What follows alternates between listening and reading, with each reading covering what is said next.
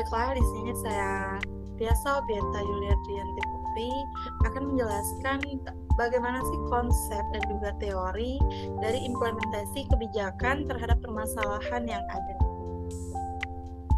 Sebelum membahas bagaimana sih konsep maupun teori dari implementasi kebijakan tersebut, alangkah baiknya saya menjelaskan atau mengulik ulang terlebih dahulu apa sih yang dimaksud dengan kebijakan publik. Menurut Thomas, kebijakan publik merupakan sesuatu hal yang dipilih oleh lembaga pemerintah dalam suatu negara, yaitu baik untuk melakukan sesuatu maupun untuk tidak melakukan sesuatu tersebut.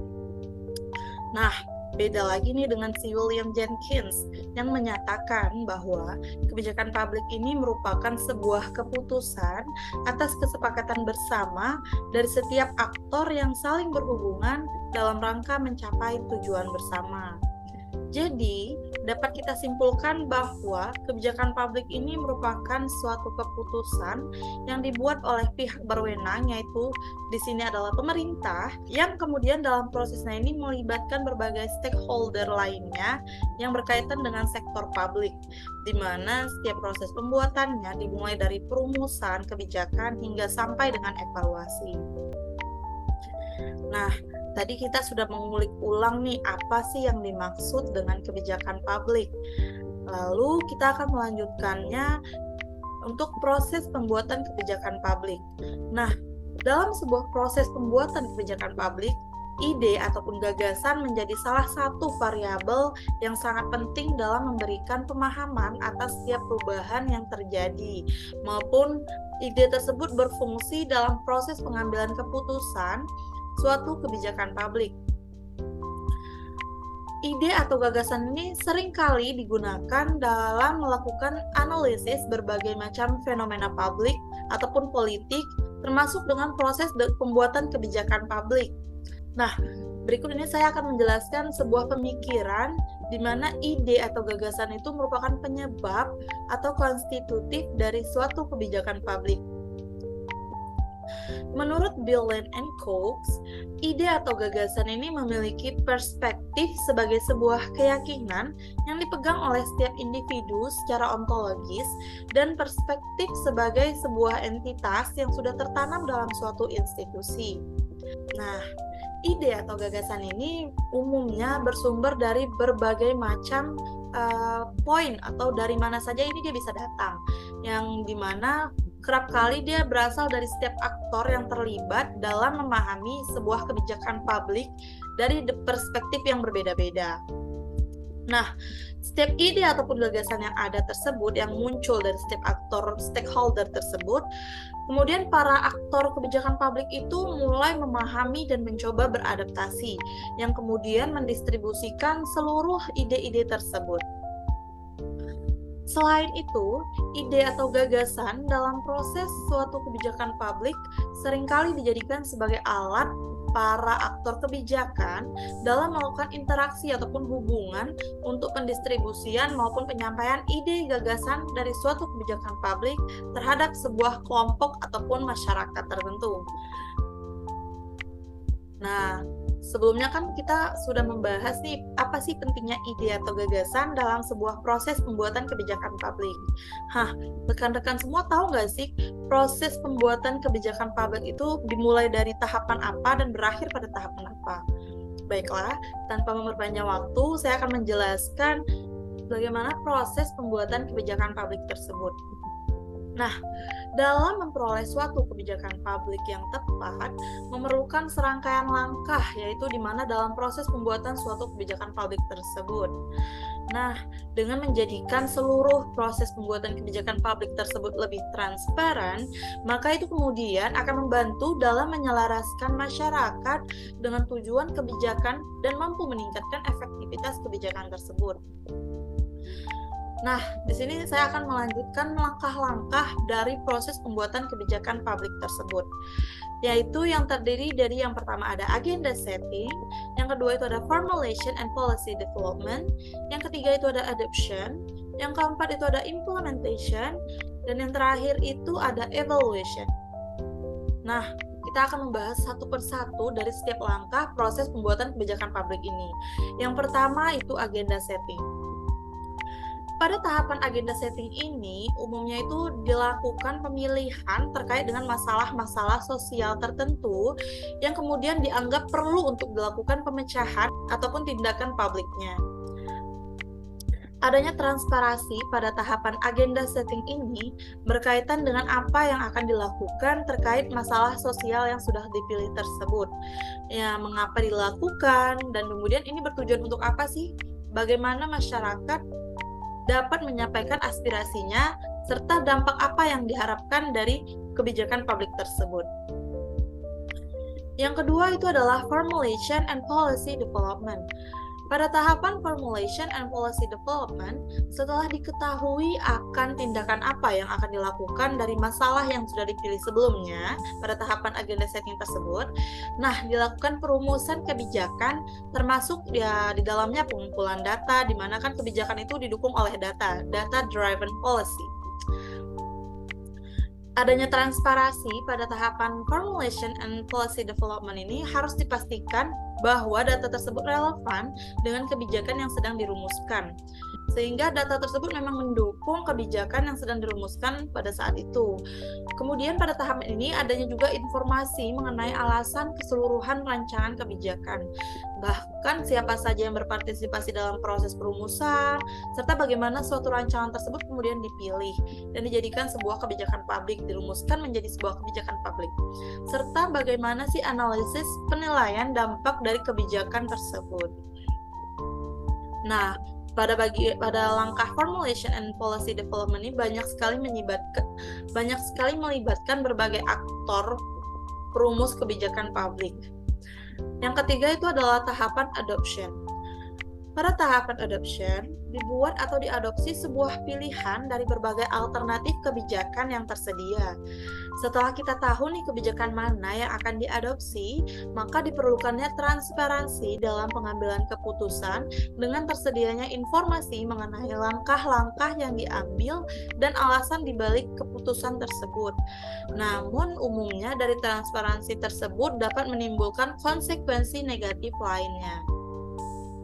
Jadi ya, selain transparansi ini membawa sebuah dampak positif kepada kita, impact positif, namun juga mampu menimbulkan berbagai konsekuensi negatif lainnya.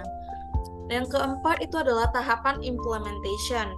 Nah, tadi sesuai dengan judul dari video ini bahwa saya akan menjelaskan konsep dan teori implementasi kebijakan dari permasalahan yang ada. Jadi pada tahapan implementasi ini saya akan membahas teori apa yang kemungkinan dapat digunakan sebagai teori dalam implementasi berbagai kebijakan terhadap permasalahan yang ada. Pada tahapan implementation ini, para unit administrasi publik kemudian memobilisasi sumber daya untuk mematuhi berbagai kebijakan yang ada. Adanya transparansi pada tahapan ini mampu mengungkapkan informasi terkait legislasi atau keputusan dalam mengimplementasikan suatu kebijakan. Implementasi merupakan suatu proses yang berkaitan dengan kebijakan dan program-program yang akan diterapkan oleh suatu organisasi atau institusi, khususnya yang berkaitan dengan institusi negara dan menyertakan sarana-prasarana untuk mendukung program-program yang akan dijalankan tersebut. Nah, menurut Capioru, kinerja implementasi dipengaruhi oleh 4 faktor yang berkaitan dengan pelaksanaan implementasi itu sendiri. Nah, adapun 4 faktor yang menurut Capioru itu mempengaruhi implementasi, yang pertama itu adalah kondisi lingkungan atau environmental condition, yang kedua itu hubungan antar organisasi atau interorganizational relationship, yang ketiga itu sumber daya atau resource, dan yang keempat itu adalah karakter institusi implementator atau characteristic implementing agency. Baiklah, saya akan mengulik satu persatu dari setiap faktor yang mempengaruhi pelaksanaan implementasi menurut Capioru. Yang pertama itu adalah kondisi lingkungan atau yang dikenal dengan environmental condition. Dalam sebuah implementasi, baik berupa implementasi kebijakan maupun implementasi sebuah aplikasi atau program, harus menyesuaikan dengan kondisi lingkungan dalam sebuah organisasi. Adapun untuk implementasi aplikasi perlu mempertimbangkan kondisi lingkungan untuk memaksimalkan fungsi dari aplikasi atau program tersebut. Nah, kondisi lingkungan ini merupakan kombinasi antara kondisi fisik yang mencakup keadaan sumber daya alam, di mana dikarenakan lingkungan sangat memberikan pengaruh terhadap implementasi kebijakan. Yang dimana dari kondisi lingkungan tersebut yang dapat diperhatikan itu adalah peningkatan kualitas kondisi lingkungan melalui optimalisasi fungsi fasilitas lingkungan yang akan berdampak pada masyarakat. Nah, tadi itu merupakan faktor kondisi lingkungan yang mempengaruhi pelaksanaan implementasi. Yang kedua itu adalah faktor hubungan antar organisasi atau interorganizational relationship. Dalam hal ini adalah termasuk organisasi atau biro yang memiliki keterkaitan dan kemudian saling memberikan dukungan antara yang satu dengan yang lainnya. Dalam banyaknya program maupun kebijakan yang diterapkan, implementasi sebuah program perlu dukungan atau koordinasi dari instansi lainnya, atau ibaratkan sebuah kolaborasi. Nah, untuk itu diperlukan koordinasi dan kerjasama. Ini seperti yang saya bilang tadi bahwa diperlukannya kolaborasi atau collaborative governance biasanya yang kita kenal. Kerjasama antara instansi terhadap keberhasilan dari kebijakan atau program tersebut. Koordinasi ini merupakan salah satu unsur penting yang harus diperhatikan agar program pembangunan dapat berjalan dengan baik. Nah, diperlukannya koordinasi antar instansi ini harus dilaksanakan agar tidak terjadi tumpang tindih dalam pelaksanaan tugas yang pada gilirannya akan menimbulkan kerancuan dalam pelaksanaan atau implementasi tersebut. Dan kemudian hal ini mampu mengakibatkan program tersebut mengalami hambatan.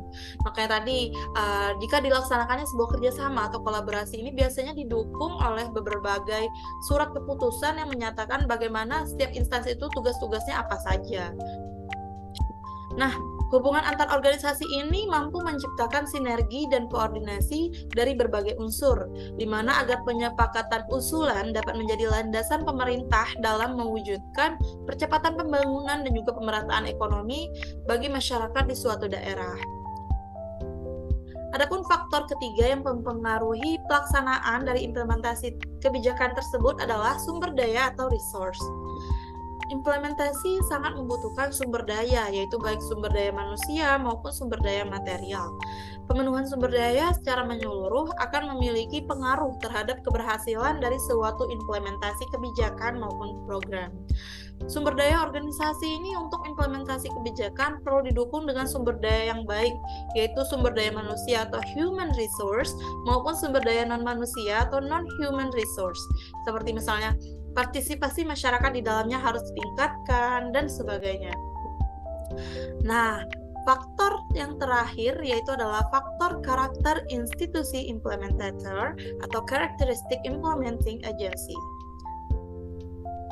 Pada faktor ini, setiap institusi yang menerapkan itu memiliki karakter dan juga ciri-ciri tersendiri dalam pengimplementasiannya, di mana karakter institusi implementator ini merupakan karakteristik dan juga kemampuan dari agen pelaksana tersebut, si implementatornya.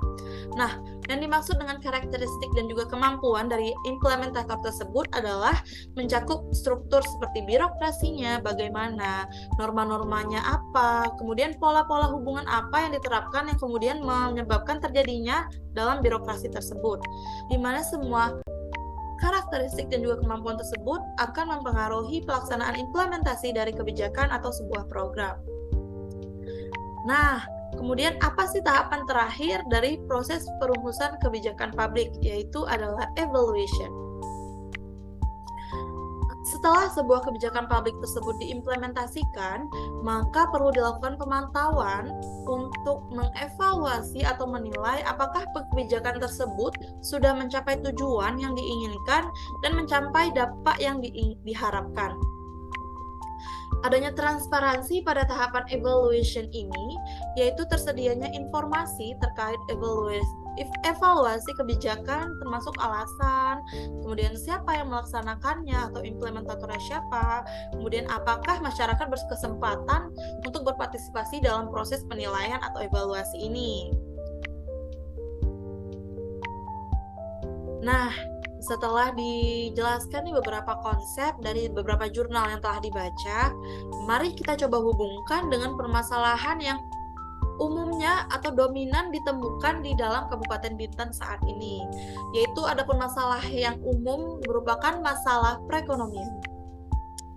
Dalam mencoba mengatasi masalah perekonomian tersebut, pemerintah Kabupaten Bintan telah berupaya dengan menjalankan beberapa program, yaitu antara lain seperti misalnya program penyaluran bantuan langsung tunai bagi lansia, adapun program pasar murah, program bantuan sembako bagi masyarakat tidak mampu, program bantuan perikanan, pertanian, dan kewirausahaan, maupun program lainnya yang secara tidak langsung memperbaiki ataupun mengatasi masalah perekonomian tersebut. Namun, pada dewasa kali ini masih ditemukan beberapa masyarakat yang masih belum merasakan, bahkan sama sekali tidak merasakan program yang dijalankan oleh pemerintah Kabupaten Bintan dalam mengatasi masalah perekonomian. Nah, ini mampu menjadi sebuah fenomena yang harus ditilik lebih dalam lagi. Mengapa sih bisa sampai terjadi hal seperti itu? Dalam pengimplementasian program-program tersebut, masih terdapat beberapa miss atau kurang yang kemudian berimpact terhadap penyaluran tepat sasaran tersebut. Nah, sebagaimana menurut Kapioru yang saya jelaskan sebelumnya, kinerja implementasi itu dipengaruhi oleh 4 faktor yang berkaitan dalam pelaksanaan implementasi itu sendiri. Adapun 4 faktor tersebut, yang pertama kondisi lingkungan, yang kedua hubungan antar organisasi, yang ketiga itu adalah sumber daya, yang keempat itu adalah karakter institusi implementator. Yang pertama kondisi lingkungan, di mana dalam sebuah implementasi harus menyesuaikan dengan kondisi lingkungan yang ada, yang mana kondisi lingkungan tersebut merupakan kombinasi antara kondisi fisik yang mencakup keadaan sumber daya alam. Dikarenakan lingkungan sangat mempengaruhi dalam implementasi, sehingga dapat dilakukan melalui pengoptimalan fungsi fasilitas lingkungan, baik dari dalam atau internal maupun eksternal dari luar yang kemudian berdampak pada masyarakat. Yang kedua, hubungan antar organisasi. Dalam hal ini, implementasi sebuah program perlu dukungan dan juga koordinasi dengan instansi lain, di mana oleh karena itu diperlukan koordinasi dan juga kerjasama antar instansi bagi keberhasilan sebuah kebijakan atau program tersebut. Koordinasi ini merupakan salah satu unsur penting yang harus diperhatikan agar program pembangunan dapat berjalan dengan baik, sehingga diperlukannya lah berbagai kebijakan ataupun surat keputusan yang kemudian menyatakan dilaksanakannya kolaborasi tersebut. Koordinasi antar instansi harus dilaksanakan agar tidak terjadinya tumpang tindih dalam pelaksanaan tugas yang mana pada gilirannya akan menimbulkan kerancuan dalam pelaksanaannya, sehingga hal tersebut mampu mengakibatkan dalam pengimplementasian kebijakan maupun program tersebut terdapatnya hambatan ataupun kendala. Yang ketiga itu adalah faktor sumber daya. Implementasi sangat membutuhkan sumber daya, yaitu baik sumber daya manusia maupun sumber daya material. Pemenuhan sumber daya secara menyeluruh akan memiliki pengaruh terhadap keberhasilan dari implementasi kebijakan maupun program tersebut. Dan yang terakhir itu adalah karakter institusi implementator, yaitu merupakan karakteristik dan kemampuan dari agen pelaksana atau implementator. Yang dimana karakteristik maupun kemampuan agen pelaksana itu mencakupi struktur birokrasinya seperti apa, norma-norma yang dianutnya itu bagaimana, pola-pola hubungan yang terjadi dalam birokrasi tersebut bagaimana, yang kemudian semuanya itu mempengaruhi pengimplementasian sebuah kebijakan ataupun program. Nah, berikut tadi merupakan penjelasan bagaimana konsep dan juga teori dari implementasi kebijakan terhadap permasalahan yang ada, yaitu masalah perekonomian khususnya di Kabupaten Bintan. Konsep maupun teori tersebut saya peroleh melalui beberapa jurnal yang kemudian akan saya sebutkan, seperti misalnya ada jurnal Implementasi Musyawarah Perencanaan Pembangunan ataupun Musrenbang di Kelurahan Seimati, Kecamatan Medan Maimun, yaitu Kota Medan. Ditulis oleh R. Ikhwanda. Adapun Jurnal Implementasi Peraturan Daerah Kota Kupang nomor 15 tahun 2011 yaitu tentang retribusi pelayanan parkir di tepi jalan umum yang merupakan ditulis oleh H.E. Kapioru pada tahun 2014. Kemudian ada jurnal Government Transparency, yaitu Monitoring Public Policy Accumulation and Administrative Overload, yang ditulis oleh R.P. Laurenko pada tahun 2023. Selanjutnya ada pun jurnal Analisis Proses Pembentukan Kebijakan Publik, yaitu studi kasus program beasiswa Karawang Cerdas tahun 2020 yang ditulis oleh I. Sudirma tahun 2021. Dan yang terakhir itu adalah jurnal How Ideas Matter in Public Policy, a Review of Concept, Mechanism, and Methods yang ditulis oleh M. Swinkels pada tahun 2020. Baiklah, sekian penjelasan dari konsep maupun teori implementasi kebijakan terhadap permasalahan yang ada. Jika dalam penyampaian konsep maupun teori terdapat kesalahan, dari saya pribadi saya mohon maaf. Baiklah, terima kasih. Sampai jumpa kembali. Assalamualaikum warahmatullahi wabarakatuh.